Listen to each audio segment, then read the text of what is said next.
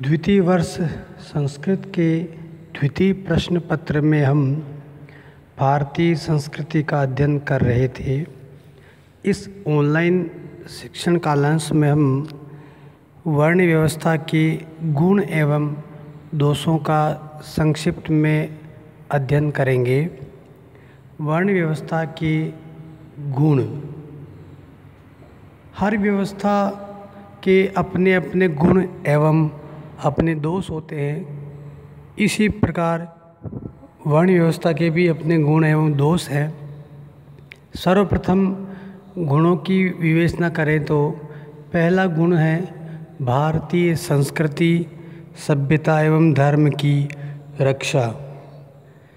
भारतीय संस्कृति अपनी समकालीन संस्कृतियों यथा यूनानी, रोमन, मिस्री सभ्यताओं एवं चीनी सभ्यताओं के समान थी।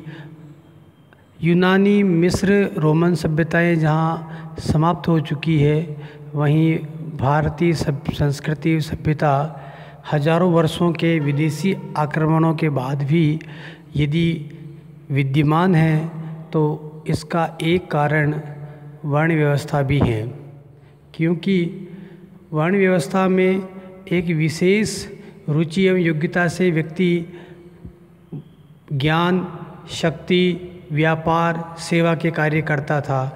इस प्रकार इस विशिष्टता ने विदेशी आक्रमणों से भी भारतीय संस्कृति और धर्म की रक्षा की।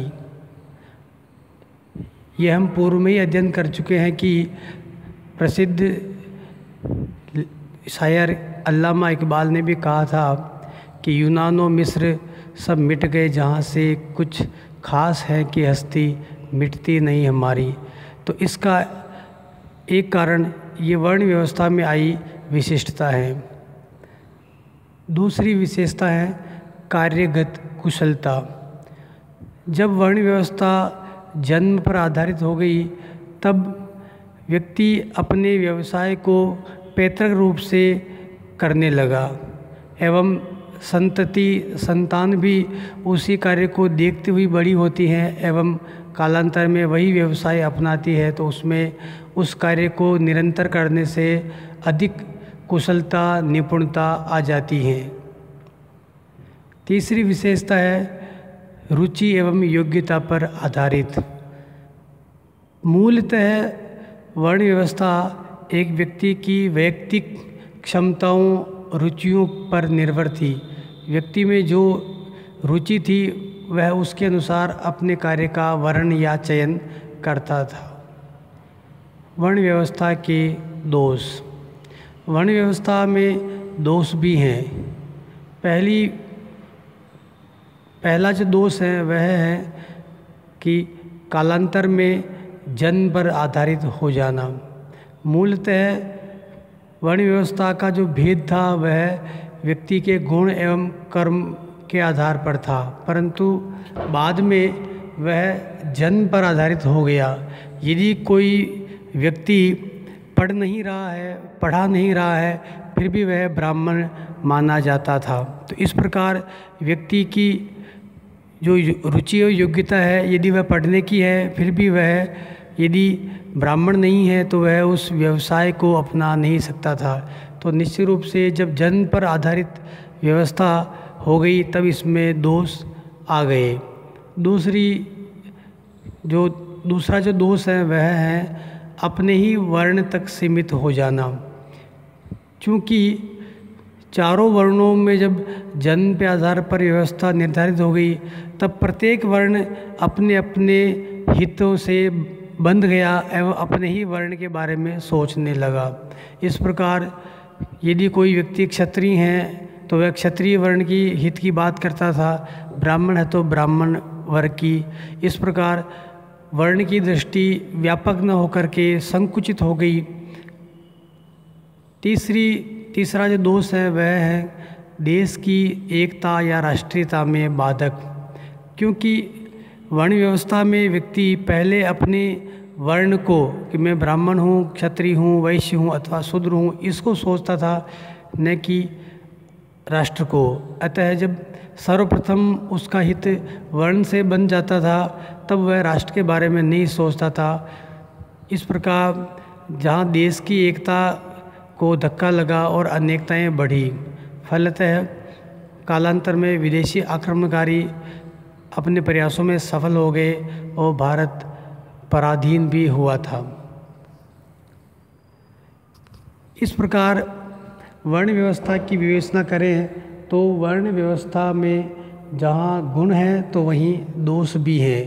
और वर्तमान परिप्रेक्ष्य में देखें तो वर्ण व्यवस्था की प्रासंगिकता अब बहुत कम है, क्योंकि अब वर्ण व्यवस्था अपने मूल स्वरूप में नहीं है। यदि वह कर्म पर आधारित हो तब निश्चित रूप से वह उपयोगी हैं। यदि वह व्यक्ति की रुचि पर आधारित हो, व्यक्ति की योग्यता पर आधारित हो, कि कोई भी व्यक्ति भले ही वह किसी भी वर्ग में उत्पन्न हुआ हो, वह चाहे तो अध्यापन कर सकता है, वह चाहे तो रक्षा कर सकता है, तब वह सफल मानी जाती हैं। और वैसे भी वर्तमान में भारत में लोकतांत्रिक व्यवस्था है, इस प्रकार व्यक्ति कोई भी कार्य अपना सकता है। अतः यहाँ पर वर्ण व्यवस्था वर्तमान में जैसी प्राचीन काल में थी वैसी अब प्रचलित नहीं है। हाँ, वह जाति व्यवस्था के रूप में अपनी विकृतियों के साथ जरूर उपस्थित है।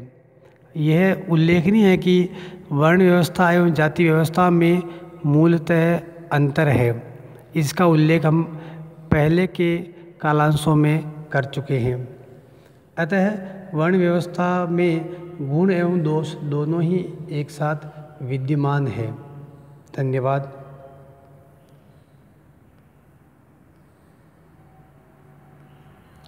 हमारा अगला जो विषय है वह है भारतीय संस्कृति के 3 ऋणों का सिद्धांत। भारतीय संस्कृति में ऋण त्रय की अवधारणा एक उल्लेखनीय विषय है। यह और अन्य कहीं नहीं पाई जाती है। ऋण त्रय का अर्थ है कि मनुष्य जब जन्म लेता है तब जन्म लेते ही उसके ऊपर 3 ऋण हो जाते हैं। व्यक्ति अकेला बड़ा नहीं होता है, उसके उत्पन्न होने से लेकर के एक योग्य नागरिक बनने तक उस पर बहुत सारे भार होते हैं। इसी को ऋण त्रय में व्यक्त किया गया है। पहला ऋण है पितृ ऋण, अर्थात यह पारिवारिक जीवन से संबंधित ऋण है कि व्यक्ति योग्य संतान की उत्पत्ति करे एवं उसे एक सुयोग्य नागरिक बनाने के लिए निरंतर प्रयास करे, उसको एक अच्छा सामाजिक प्राणी बनाए ताकि समाज की उन्नति में वह अपना सहयोग दे सके। इस प्रकार वह अपने पितृ ऋण से मुक्त हो सकता है।